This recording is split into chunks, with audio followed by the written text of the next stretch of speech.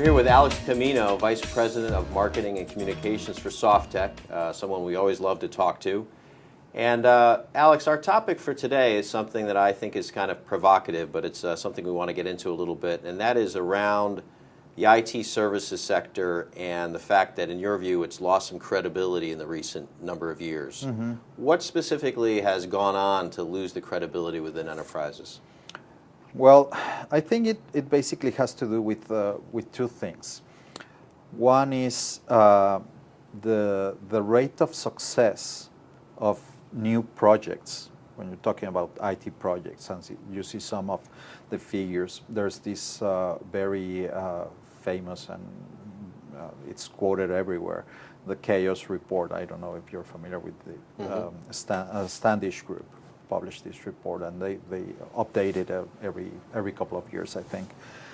They say that up to 67% of the new projects, IT projects, fail. This is that they are either delivered late, they do not comply with the initial expectations, they go over budget, or they are simply canceled for a variety of reasons. So there was later some other studies, and they were saying, no, that's outrageous, that cannot be. But they came up with another number, 50%. It's just 50% of the projects that fail.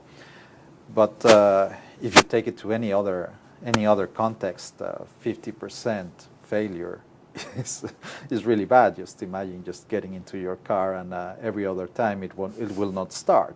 If you see the budget, if you look at the budget that the IT areas have, roughly 2/3 of that budget is applied to keeping the lights on.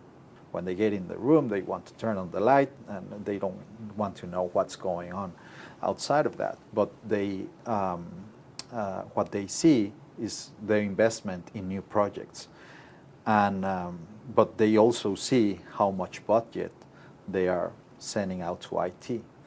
So there's a lot to think about within that overall scheme. What are the indications you're seeing that CIOs and senior IT leaders are trying to overcome that failure rate? Mm-hmm. What specific things are changing that you think are positive? Well, definitely there's this theme of IT business alignment, and I don't know why it didn't happen earlier.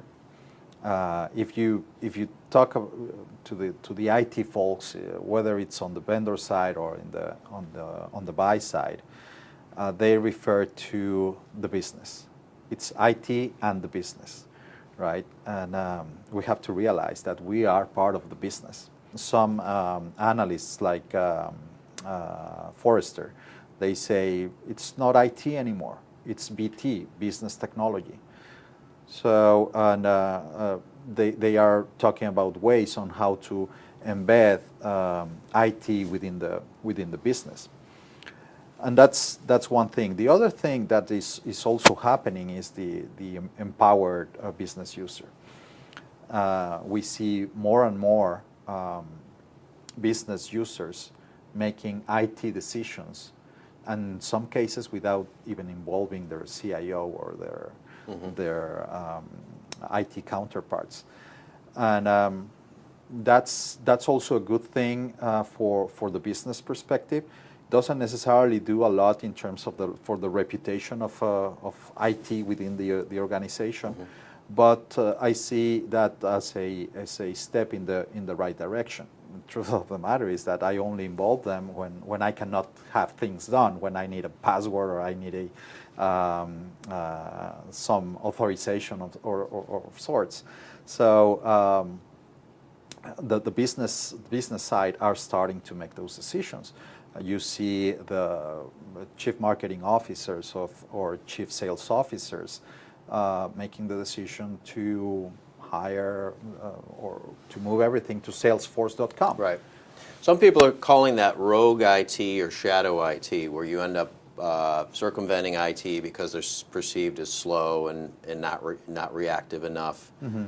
What does this really mean around IT's leadership within the enterprise, and does that ultimately put a company at risk competitively, or is this just the new model where business units need to make decisions on their own? And if I could go as far as to say, do you potentially see business units deciding on their own to hire third parties, consultancies, and outsourcers?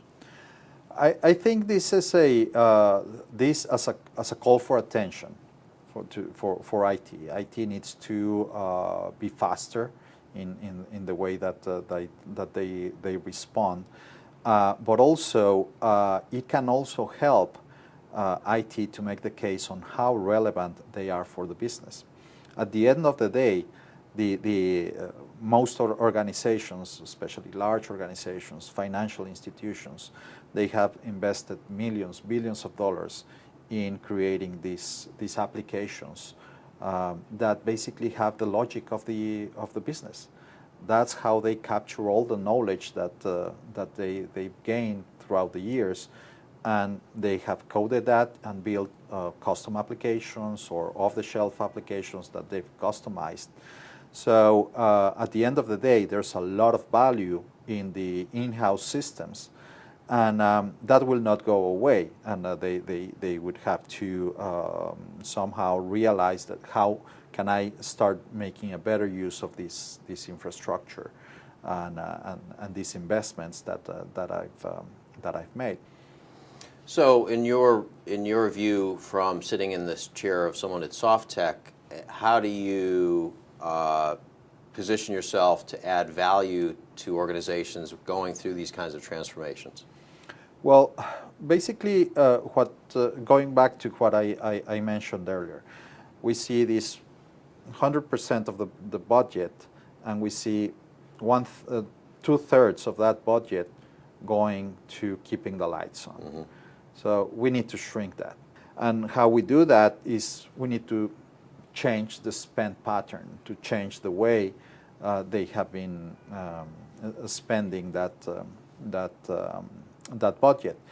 Understanding first what are the business metrics that I need to keep in mind while maintaining the systems. We have become accustomed to an outsourcing industry that's based on time and materials, that's based on hiring bodies and throwing people to the problem. And in many cases, that is not the best approach. When we come to a client in 99% of the occasions, they say, well, I need 10 people. I need a team of 300 people. And what we have been doing is, well, what do you need that people for? Right? Understanding better what is the problem that they are facing. And that is what we call right-sizing the teams. And we have collected a lot of data throughout the years. In 60% of the cases, the client's team is overstaffed. It's overstaffed either because they have more people than what they need, or they have people with higher profiles that what they need, or they have people that are not actually the right profile, that they don't have the right skills. We need to start right-sizing the teams. And the other is right placing, and that's where Nearshore comes to play a very important factor. We need to start identifying where in the world it makes the most sense to allocate these people. So we know that instead of a team of 10, I need a team of 8 or a team of 7 people. Where do I need them? Do I need them in India? Do I need them in Mexico? Or do I need them in the U.S.?